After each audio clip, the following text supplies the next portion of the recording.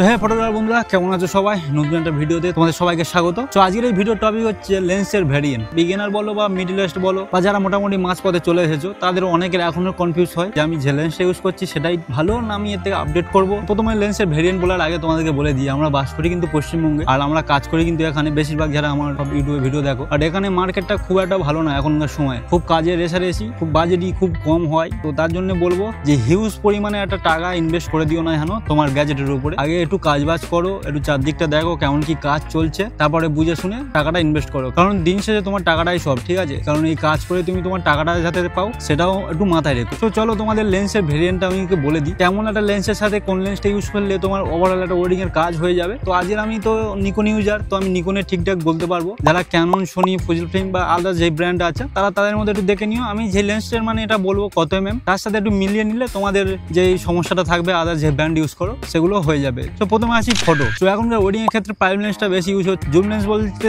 70-200টা হয়, বা যারা খুব বড় বড় ফটোগ্রাফার তারা ইউজ করছে। আমাদের মতো সব ইউজ করছে প্রাইম লেন্স 35, 85 এইসব, আর তার সাথে অনেক ইউজ করছে 24-70, 28-75 এইসব। এবারে সামথিং লঞ্চ হয়েছে নিকন Z5 Mark II। ওই ক্যামেরার উপর লেন্সে যদি আমি তুলনা করতে চাই, যারা একদম বিগিনার তারা 24-70টা নিতে পারো, ঠিক আছে? ওই যদি কমের মধ্যে নিলে দামটা অনেক কম হয়। তার সাথে একটা নিয়ে নেবে 85 লেন্স, তোমাদের কাজ মোটামুটি চলে যাবে, ঠিক আছে? 24-70, 85 দিয়ে বিগিনারের কাজ চলে যাবে। 24-70 লেন্সটা খুবই ভালো। এফ অ্যাপাচারের মানে ফটো শার্পনেস কোয়ালিটি খুব ভালো। ওর যে সমস্যাটা হবে রিয়েল লাইফে গেলে, তখন তোমার দেখবে ধরো হস্তবন্ধন হচ্ছে, মালা বদল হচ্ছে, সেগুলোর সময় কি হবে, তুমি ফটো নিচ্ছ, ফটো ভালো আসছে, ফ্ল্যাশ দিয়ে ইউজ করছো, খুব ভালো। বাট ওর যে এই অ্যাপাচারটা হওয়ার কারণে না, তোমার যে ডেপথ অফ বিল মানে যে ব্যাকগ্রাউন্ড ব্লারের যে ব্যাপারটা, সেটা তোমরা পাবে না। বাট এই লেন্সটা পজিটিভ দিকটা হলো তুমি ওয়াইডে পেয়ে যাচ্ছ, গ্রুপে কোনো অসুবিধা হচ্ছে না। যে মালা বদল বা আমাদের যে ব্যাঙ্কগুলি যে ওয়েডিং এর জন্য হয়ে থাকে, সেগুলো তুমি দূর থেকে তুলতে পারছো 24-70 ইউজ করে, সেটা একটা পজিটিভ দিক। এবার তুমি যদি মনে করো যে 24-70 লেন্সটা আছে থাকলো, যে একটু আপডেট করবে, তখন তোমার 50mm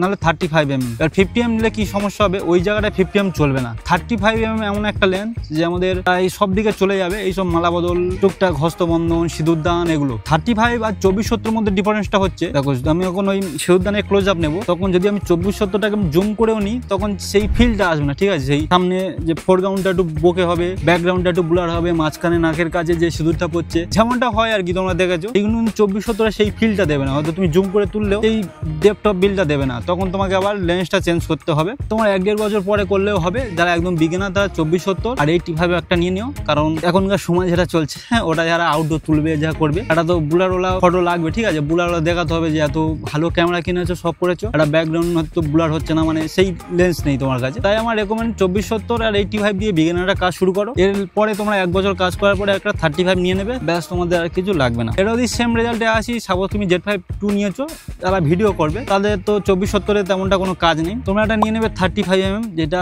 অলরাউন্ড একটা লেন্স হয়ে যাবে। 85% তো কাজ 35 আজকাল হয়ে যায়, আউটডোর বলো, ছোটখাটো বলো। এবার যদি তোমার টাকা থাকে, ঠিক আছে, সেই অ্যামাউন্টের টাকা থাকে, তাহলে নিকন জেড এর 20mm যেটা আছে 75 থেকে 80,000 টাকা দাম, ঠিক আছে? মার্কেটে গেলে তোমরা বুঝে যাবে। ফুল সিনেমেটিক ভিডিওগ্রাফার হতে চাও, একদম তুমি ভেবেই লেবেছো যে আমি ভিডিওই করবো, এটা শুধু তাদের জন্য।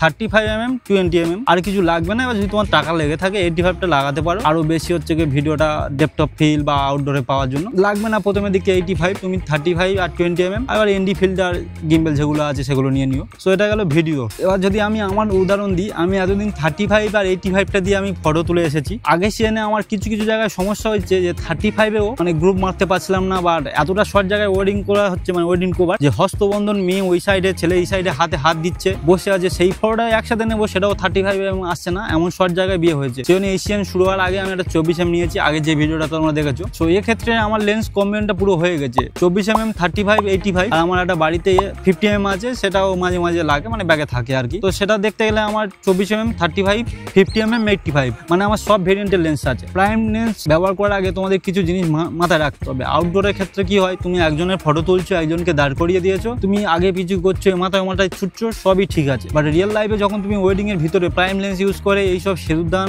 হস্তবন্ধন, হইদান, মানে যা আছে সেগুলো কিন্তু তোমাকে আপ ডাউন করে সরে যেতে হবে। সামনে তোমার লোক থাকবে, সেগুলোকে সরাতে হবে, তোমাকে বুঝতে হবে কেমনটা কি ফ্রেম আসবে, কেমন খই ছড়ানো, এটা অয়েল লাগবে, তো সেই সময় সমস্যাটা কি হয়, আমাদের লেন্সটা 14 বার চেঞ্জ করতে হবে। এই 24 থেকে 35, 35 থেকে 50 এখানে চেঞ্জ করতে হবে। এবার তোমরা যদি বলো যে 24-70 আমরা নেবো না, তো আমি অনলি বডি নিয়েছি, তো অনলি বডি নেওয়ার পরে আমার লেন্স কম্বিনেশনটা কেমন হওয়া উচিত, আমি যেটা বলবো 24-70 2.8 যদি যাদের বাজেট থেকে থাকে, ওটা আমার ড্রিম লেন্স, বাট ওটা আমার বাজেটই নেই। অত বাজেট কিনলে ওই টাকাটা আমি তুলতে পারবো না, 4-5 বছর লেগে যাবে হয়তো। তো ওর জায়গায় যদি তুমি নিতে যাও 28-75 2.8 নিকনেরই, ওটা 70-80 হাজার টাকায় দাম। তো ওটার আর ধরো যেটা 35 তো প্রায় দাম একই, এটা 50 আর ওটা 70, 20 হাজার টাকা কম বেশি। তোমরা নিয়ে নেবে 28-75 2.8 ওটা আর 85mm লেন্স। যারা অনলি বডি নিয়েছো তাদের ক্ষেত্রে নিলে তোমার ফটো হয়ে যাবে। আর ভিডিওর ক্ষেত্রে কিন্তু এটা 35mm মাস্ট লাগবে এখনকার সময়। ওই যে 28-75 ওটাও নিতে পারো, বাট 35mm আর 20mm ভিডিওর জন্য বেস্ট হবে। এবার যদি বলো 20mm খুব দাম হয়ে যাচ্ছে, তাহলে আমার মধ্যে 24mm ভিলটক্সের এটা নিয়ে নিতে পারো,